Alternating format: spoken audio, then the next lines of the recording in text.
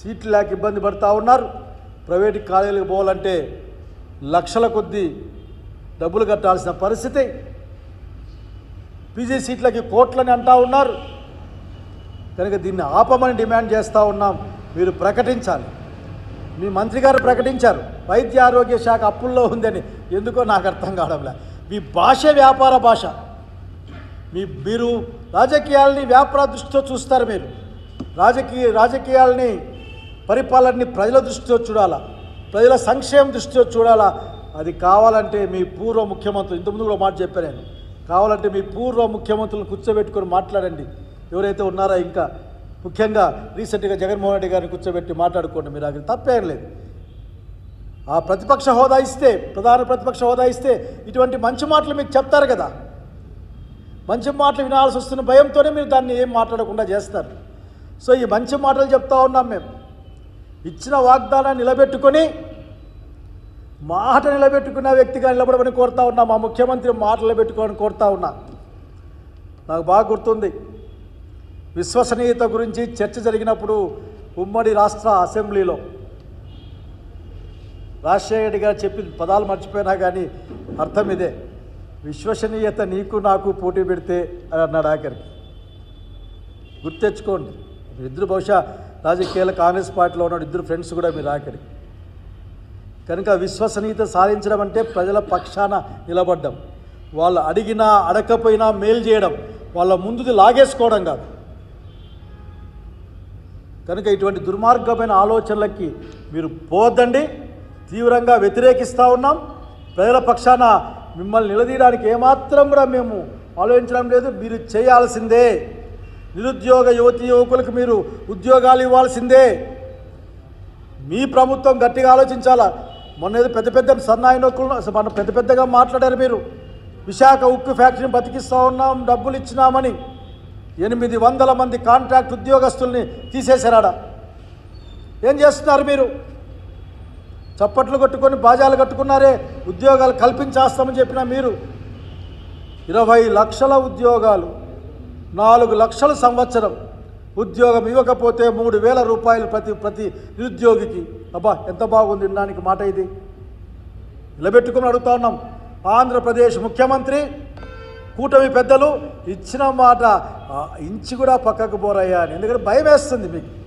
15,000 ఎంతమంది ఉంటే అంతమందికి 15,000 అని మీరు చెప్పారు.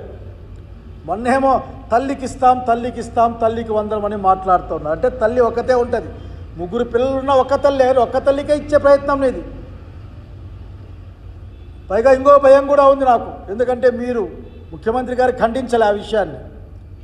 త్రికరణ శుద్ధిగా, రాగద్వేషాలకు అతీతంగా నేను పరిపాలన చేస్తాను, అందరూ సమానంగా చూస్తాయని మీరు చేసిన శాసనబద్ధమైన ప్రమాణాన్ని కాదని మరి మీరు ఆఖరికి వైసీపీ వాళ్ళకు పనులు చేయొద్దండి, ప్రత్యక్షంగా పరోక్షంగా నేను రాజకీయ పరిపాలన చేస్తాను, పొలిటికల్ గవర్నెన్స్ చేస్తా అని చెప్పిన తర్వాత మాలాంటి వాళ్ళకి, ప్రజాస్వామ్యవాదులకి ఒక విధమైన బెరుకు, భయం కలుగుతూ ఉంది. కనుక దయచేసి మీ మీద వస్తున్న అపనమ్మకాన్ని, మీ మీద మాకు అందరికీ ఏర్పడుతున్న అవిశ్వాసాన్ని తప్పించాల్సిన బాధ్యత మీ మీదే ఉంది. మా ముఖ్యమంత్రి గారు మాట మీద నిలబడే మనిషిగా మేము చెప్పుకోవాలనుకుంటాం. కొద్దిగా ఇబ్బంది ఉంటుంది బయట మాట తప్పే ముఖ్యమంత్రిగా చెప్పుకోండి. మాకు కొద్ది ఇబ్బంది వేరే స్టేట్లో పోయినప్పుడు, వేరే ఊర్లో పోయినప్పుడు ఏమని చెప్తాం మేము? నిరుద్యోగ భృతి ఇచ్చినారాయా అంటే ఈ లేదయ్యా, అసలు ఏం లేదని చెప్పాలనా? లేకుంటే అప్పులు కట్టినారా, స్కూల్కి అంటే కట్టలేదు, ఇంకా చాలా 1000 కోట్ల దాకా దాదాపు చెప్పాలనా? ఏం చెప్పాలి మేము? మీరే కాదు కదా ముఖ్యమంత్రి కావచ్చు, రాజకీయాలు కావచ్చు, మీరు ముఖ్యమంత్రి కావచ్చు, కానీ మీరు రాష్ట్ర ముఖ్యమంత్రి కదా. మరి ఈ రాష్ట్ర గౌరవం ఈ రాష్ట్ర ముఖ్యమంత్రితో ముడిపడి ఉంటుంది కదా. కాబట్టి మేము చెప్పుకోవాలి కదా, మేము గొప్పగా మీ గురించి ఘనంగా ఏమో చేశారని చెప్పేసి. మీరు ఇంకొక మాట చెప్పాలనుకుంటున్నాం మీ దగ్గర. ఎందుకంటే సందర్భం కాదు, కానీ బడ్జెట్లో చూసా, బనకచెర్ల ప్రాజెక్టుకి నిధులకు మీరు అన్వేషిస్తున్నారా? కనుక దయచేసి మాట నిలబెట్టుకునే ముఖ్యమంత్రిగా ఉండండి. లేకుంటే మాటలు ఇచ్చిన మాటల్ని నిలబెట్టించే విధంగా వైఎస్ఆర్సీపీ పార్టీ జగన్మోహన్ రెడ్డి గారి నాయకత్వంలో ముందుంటుందని తెలియజేస్తూ ఉన్నాం. అందరినీ కోరుతా ఉన్నా, రాష్ట్ర వ్యాప్తంగా అందరినీ కూడా. ఇది 12వ తారీఖున జరగబోయే యువత పోరులో అందరూ పాల్గొనండి. మేలుకొని కూడా చూడలేని లేక వినలేని ఈ ప్రభుత్వాన్ని మరొక్కసారి చెప్పాల్సిన అవసరం ఉంది.